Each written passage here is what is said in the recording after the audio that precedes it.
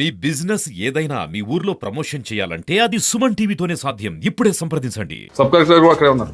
నేను అక్కడ వాళ్ళు చెప్తా ఉన్నాను కూడా, ఎవరికి అడుగుతామంటే అయ్యా బాబు ఇది కరెక్ట్ కాదు, ఏదైతే మీరు ఈ విధంగా గుమి కొట్టడం అనేది ఇబ్బంది పెట్టడం అనేది కరెక్ట్ కాదు, మీ పని మీరు చేసుకోండి, మా పని మేము చేసుకుంటాం, మేము బూత్లో విజిట్ చేయొచ్చు, విజిట్ చేసి మేము వెళ్ళిపోతాం, దీన్ని ఎస్కలేట్ చేయమాకండి, చేస్తే ఎవరికి మంచిది కాదు, అన్ని చోట్ల ప్రశాంతంగా జరిగేదానికే మనం ప్రయత్నం చేస్తాము.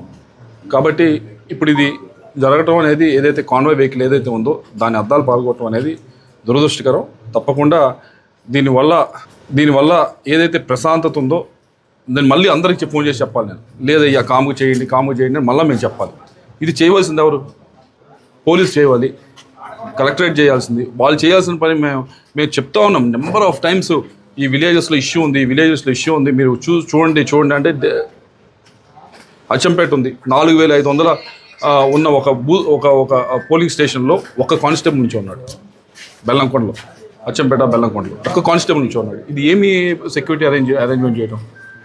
ఇది కింద డిఎస్పీస్ కానీ ఆ కింద ఉన్న సిఐస్ కానీ ఎస్ఐస్ కానీ ఇప్పటికన్నా మీరు కనుక కరెక్ట్గా డ్యూటీ చేయడానికి ప్రయత్నించకపోతే మాత్రం దీని పర్యవసానాలు చాలా తీవ్రంగా ఉంటాయి. టీడీపీ నాయకుల్ని పోలింగ్ ఏజెంట్ని టార్గెట్ చేసుకుని దాడులు జరుగుతున్నాయి. అవును, పోలింగ్ ఏజెంట్లు బయటికి తీస్తారు. నేను లోపలికి వెళ్ళి అయ్యా పోలింగ్ ఏజెంట్లు ఎవరు అంటే ఒకళ్ళు ఉన్నారు, ఒకళ్ళు లేరు, ఒకళ్ళు లేకపోవడం ఏంటి లేదు. సో ఇది ఎస్కలేట్ అవ్వకూడదు అనేది మా ప్రయత్నం. దీన్ని రెచ్చగొట్టకూడదు అనే ప్రయత్నం. రెచ్చగొట్టి దీనిలో నేనేదో ఇంకో రకంగా దీన్ని వాడుకొని ఏదో చేయాలని కూడా కాదు. కానీ ఎలక్షన్ కమిషను అలాగే పోలీసు యంత్రాంగం దీన్ని సీరియస్గా తీసుకొని వెంటనే యాక్షన్ తీసుకోకపోతే మాత్రం దీనివల్ల మిగతా గ్రామాలు కూడా డిస్టర్బ్ అవుతాయి.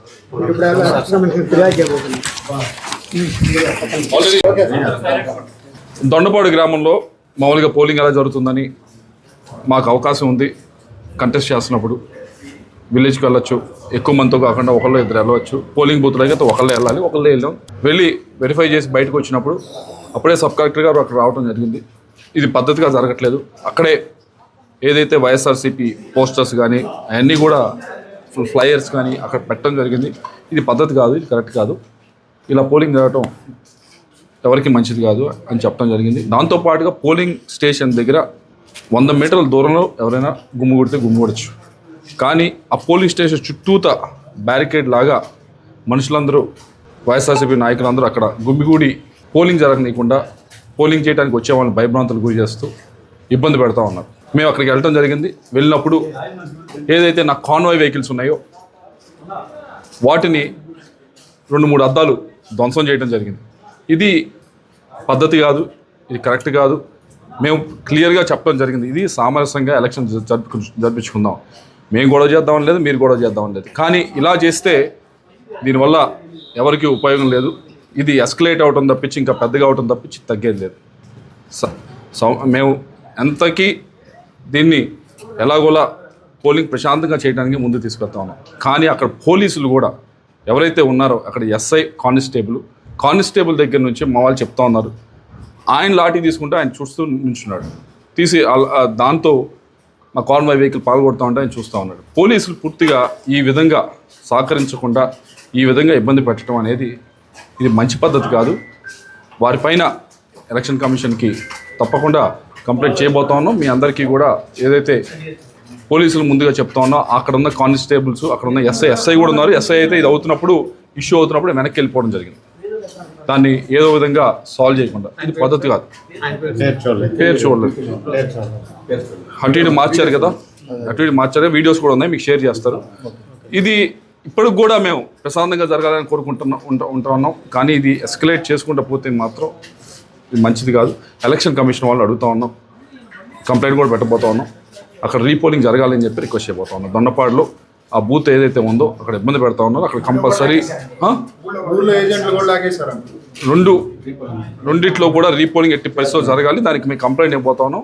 అది జరిపించేదానికే ఎలక్షన్ కమిషన్ దగ్గర రిక్వెస్ట్ చేయబోతా ఉన్నాం. ఈరోజు పల్నాడు జిల్లాలోనే కాకుండా రాష్ట్రం మొత్తం మీద కూడా తెలుగుదేశం వైపు మంచిగా గాలి వీస్తూ ఉంది, మంచిగా ఎలక్షన్ జరుగుతూ ఉంది. ఈ విధంగా ఎంతో ఊపుతో ఎలక్షన్ జరుగుతూ ఉన్నప్పుడు ఏదో ఒక విధంగా ఆటంకాలు కలిగించి ఓటింగ్ పర్సెంటేజ్ తగ్గించడానికి అని చెప్పి శతవిధాలు ప్రయత్నిస్తూ ఉన్నారు అందరూ కూడా. ప్రజలు మాత్రం ఆ ట్రాప్ లో పడట్లేదు. ఏది జరిగినా పోలీసులు ఉన్నారు కాపాడటానికి, ఎలక్షన్ కమిషన్ ఉంది కాపాడటానికి నమ్మకంతో వాళ్ళు ఈరోజు అందరూ కూడా ముందుకు వచ్చి పెద్ద ఎత్తున ఓటింగ్ వేస్తా ఉన్నారు. ఇప్పటికే 145కి దాదాపు 50% 60% పోలింగ్ చాలా గ్రామాల్లో చాలా ముందుకు అయిపోతుంది. మిగతా వారు కూడా పెద్ద ఎండ లేదు ఈరోజు కాబట్టి ప్రతి ఒక్కరు కూడా వచ్చి ఓటు హక్కు వినియోగించుకోవాలని చెప్పి కోరుతాం. ఏ గ్రామానికి వెళ్ళినా ఏ బూత్కి వెళ్ళినా నేను అడగలేను కానీ బూత్ లోపల ఏదేశారని, కానీ వాళ్ళ మొహంలో కనిపిస్తున్న నవ్వు ప్రకారం మనం చూడగానే తెలుగుదేశం పార్టీ వైపే వారు సుముఖంగా ఉన్నట్టు కనిపిస్తాం.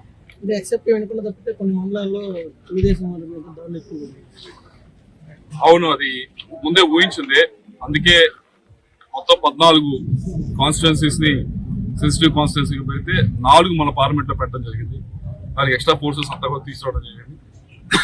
చెప్పడం కూడా జరిగింది, మేము కూడా సెన్సిటివ్ బూత్స్ ఇక్కడ జాగ్రత్తగా ఉండాలి. కానీ కింద లెవెల్లో ఉన్న పోలీస్ ఎవరైతే ఉన్నారో సిఐ ఆ కింద ఉన్న వాళ్ళలో కొద్దిగా ల్యాక్యూనే ఉంది. వాళ్ళకంత రియాక్టివ్ టైం ఎక్కువగా లేకపోవటం, కళ్ళెదుట్టుగా ఇన్సిడెంట్ జరుగుతున్నా కానీ వాళ్ళు రియాక్షన్ ఇవ్వకపోవటం, మేము ఫోన్ చేసి అవ్వబోతా ఉంది ఇన్సిడెంట్ అంటే కూడా కదలకుండా అక్కడే కూర్చోవటం, ఇవన్నీ కూడా పొద్దున్న చూస్తా ఉన్నాం. వారిలో ఆ నిస్తేజం ఎందుకంటే గడిచిన 4 సంవత్సరాల నుంచి 5 సంవత్సరాల నుంచి వాళ్ళకి ఏం పని లేక ఖాళీగా ఉండేటప్పుడు ఆ నిస్తేజంగా ఇప్పుడు కూడా కనిపిస్తూ ఉంది. తప్పకుండా పోలీసులు ఎలా నిస్తేజంగా ఉన్నా కూడా ప్రజల్లో మాత్రం చైతన్యం ఉంది. ఆ చైతన్యంతో ఈ రోజు ముందుకు వచ్చి పెద్ద ఎత్తున ఓటింగ్ వేస్తా ఉన్నారు. ఎవరు కూడా ఏ విధమైన భయప్రాంతాలకు గురాల్సిన అవసరం లేదు. పీస్ఫుల్ గా ఓటింగ్ జరిపించడానికి ఎలక్షన్ కమిషన్ పోలీసు వాళ్ళు ఉన్నారు. దయచేసి మీరందరూ వచ్చి ఓటు హక్కు వినియోగించుకోండి.